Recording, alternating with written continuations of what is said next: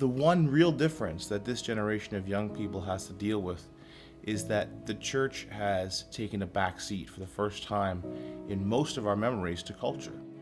If we can teach young people the importance of corporate and individual prayer in their life, and just plant that seed, that foundation of prayer will still be there.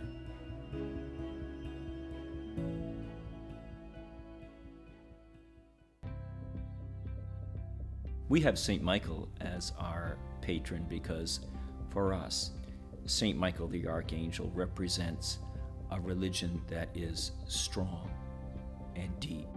He's a prime role model for these kids to see how they can stand up in everyday life like he did to Satan and win the war, because these kids are fighting wars all the time at home with peer pressure and other kids. During my middle school years, I felt a little separated from God. I'm in college now, and it's definitely a place where you can lose your faith, being busy all the time. Not all my friends from back in Cary, but just like some of them is like when I fall off, like I'm not feeling well, they just sort of like walk away. I was very hesitant to come. I didn't think that it was going to be a place for me. You have to go to church twice a day, you have to take 3 classes, and then there's discussion groups about theology. They told me it was going to be a great experience, so. Did you believe them? I first didn't. I was incredibly nervous when I first got here. I was wondering, am I going to make any friends? Are people going to like me? What happens if I mess up? What am I supposed to do? Do I just sit here, or do I go meet new people? But then people will just come to you and introduce themselves, and it really made me feel good, and I got to be more open with them as I met them. St. Michael's is absolutely not a typical church camp.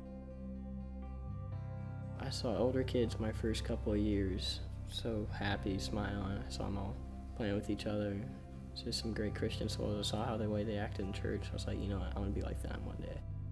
Every single person here, whether you know them or not, like really cares about you, like the moment like they see you. At St. Michael's Conference, people always go out of their way to include everyone. As my children have come through the conference, from the time they were 14 to 21, I think they came to realize how important the church is and how strengthening and powerful a life within the life of the church can be. I think that coming here, it is a place where I really have the chance to strengthen my relationship with God and prove that He's still a big part of my life. I, being a counselor, have known many a first-year conferee to come in just with these attitudes of, you know, I'm not really sure what this week is going to be. I'm not really sure if I'm going to enjoy it. And by the end of the week, they're the ones that are crying during Mass on Saturday morning. They're the ones that are crying when they're giving their friends hugs goodbye. They're the ones that are saying, like, I can't wait for next year. Within the Anglican tradition, we are steeped in the images and the words of Holy Scripture. When you're in Mass at St. Michael's Conference, the incense is billowing throughout the chapel. People are singing hymns that are beautifully harmonized, and it just carries you. The music is phenomenal. It's a very enticing energy to want to receive the body and blood of Christ, to want to sing loudly. I think it's better to be in a church with people around my age because we connect better. Whether it's the Eucharist daily, whether it's the beautiful evensong every evening that's transcendent prayer, whether you just reconnect with all these people, you're entering into something that is going to revive you. When you return to the conference year after year, you're returning to a solid rock that's like anchored into the bedrock of faith. The people here keep me coming back.